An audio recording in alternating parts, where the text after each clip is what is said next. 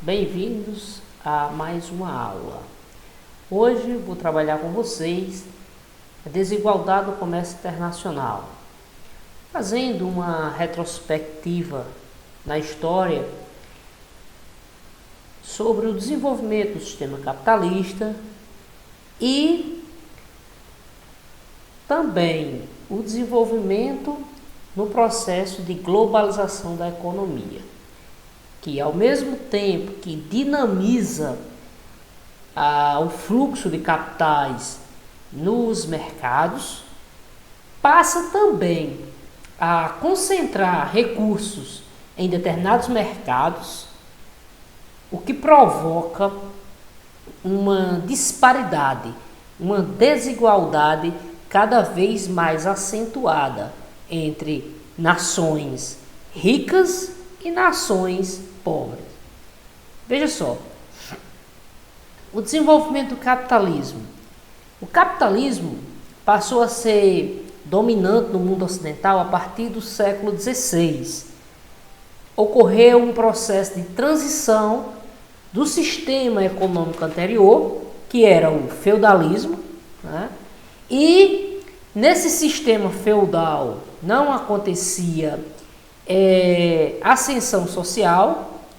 O sujeito nascia servo, ele morria servo. O sujeito nascia nobre, morria nobre.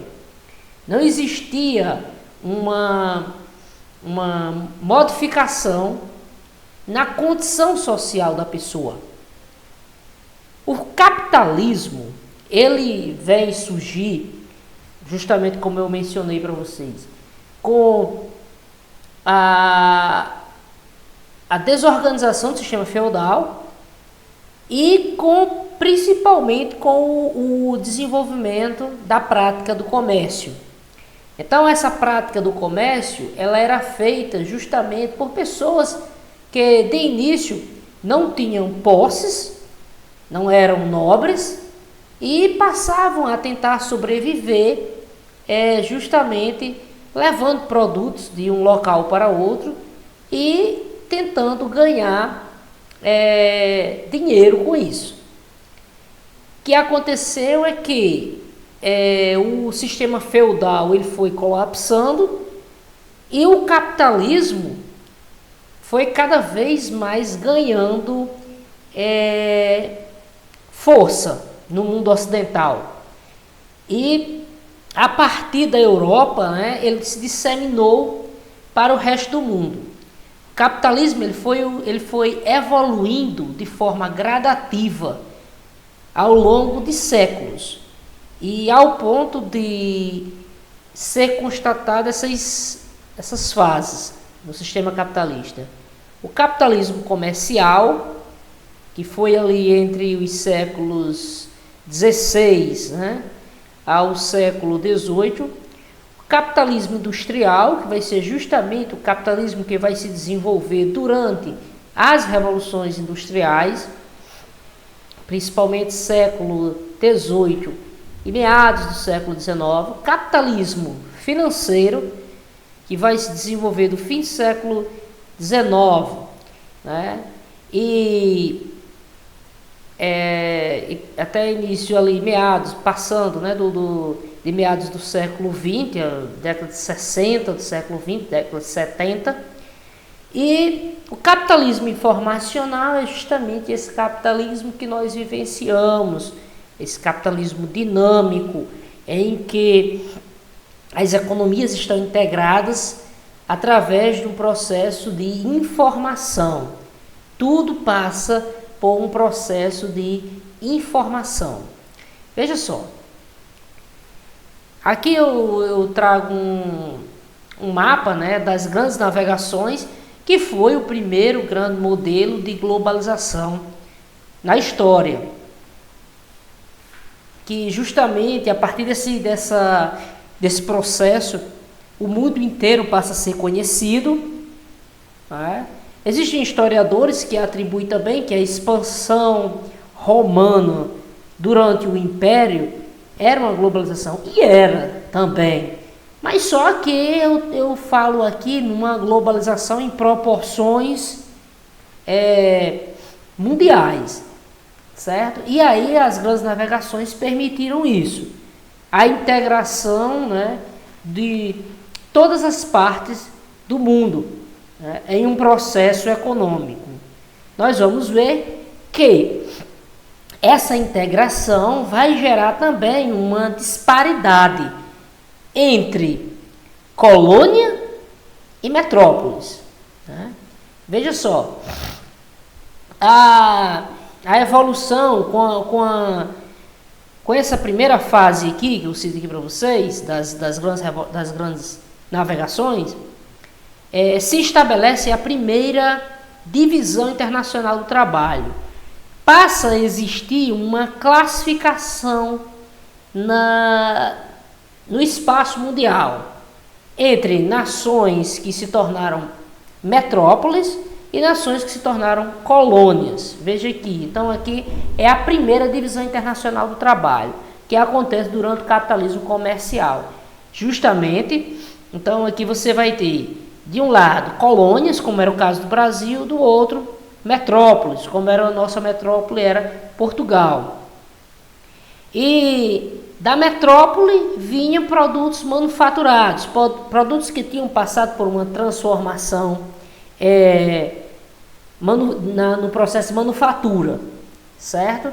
E da colônia, que era o Brasil, ia para Portugal, né, metais preciosos, especiarias como o pau-brasil, produtos como o pau-brasil, castanha do Pará era também especiaria, deixa eu ver aqui, vários produtos, o cacau, né? Nesse meio tempo também aqui existia nós sabemos bem que existia um intenso mercado de escravos, fez parte desse comércio. Na segunda fase do capitalismo industrial, você vai ter aqui, então, as metrópoles, elas vão se industrializar, né?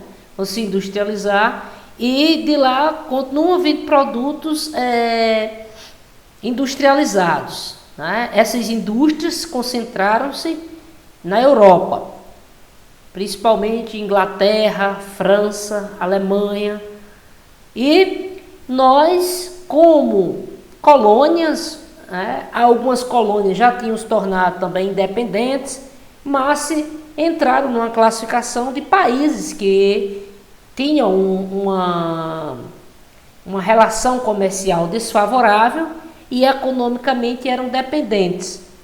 E aí, o que eles ofereciam no mercado, né? Produtos primários, produtos agrícolas, cana-de-açúcar, metais preciosos como ouro, prata, e justamente produtos que justamente não tinham passado por um processo de transformação industrial. Já aqui na a dite clássica, né, como ela ficou conhecida, e aí você já vai ter aqui algumas modificações, certo? Principalmente no que diz respeito à concentração de capitais, certo? E nesse processo, os países já estavam se organizando, já tinham adquirido uma maior dinâmica econômica, e cada vez mais os países desenvolvidos passavam a explorar mais os recursos dos países subdesenvolvidos mediante investimentos que eles faziam e esperavam justamente o retorno através de lucros. Bem, está aqui, ó, no processo de globalização que nós vivenciamos hoje, os países desenvolvidos, eles justamente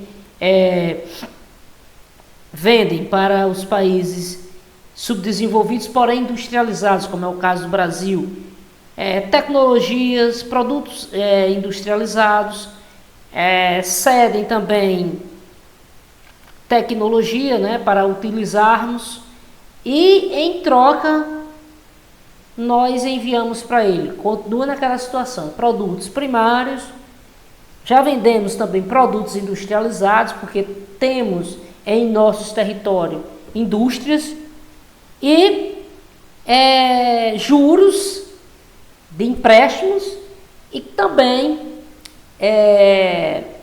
dinheiro gerado pela utilização de patentes, né? Como, por exemplo, a utilização de remédios, né, que pagamos aos grandes laboratórios. Então, nesse período, né, começa a acontecer, estou aqui já avançando no tempo, mudança no capital financeiro. Ocorre uma expansão das multinacionais no mundo. Elas saem dos seus países de origem, Europa, Estados Unidos, e avançam, né, fazendo investimentos, construções de áreas, de parques industriais em países subdesenvolvidos. Ao mesmo tempo em que o consumismo ele é instigado através da propaganda. Nós vivemos hoje sendo bombardeado por propagandas que atribuem o consumismo a uma relação entre consumismo e felicidade, né? Uma forma de se destacar na sociedade são as pessoas que consomem produtos que representam status, né? Como, por exemplo, celulares, carros. Bem, quais foram os países, né? O que foi que aconteceu com os países nas alterações dessas DITs? Por exemplo, Brasil, Argentina e México eram colônias, se tornaram independentes e também se industrializaram nas décadas de 50 e 60 do século XX. Eles adotaram um modelo de substituição de importação. O que é esse modelo de substituição de importação? Produzir internamente produtos que antes eram importados, certo, pessoal? E dessa forma, né, você tem então uma descentralização na indústria no âmbito mundial. Tá? Ao mesmo tempo, os modelos de produção industrial, eles passam também por um processo de modificação.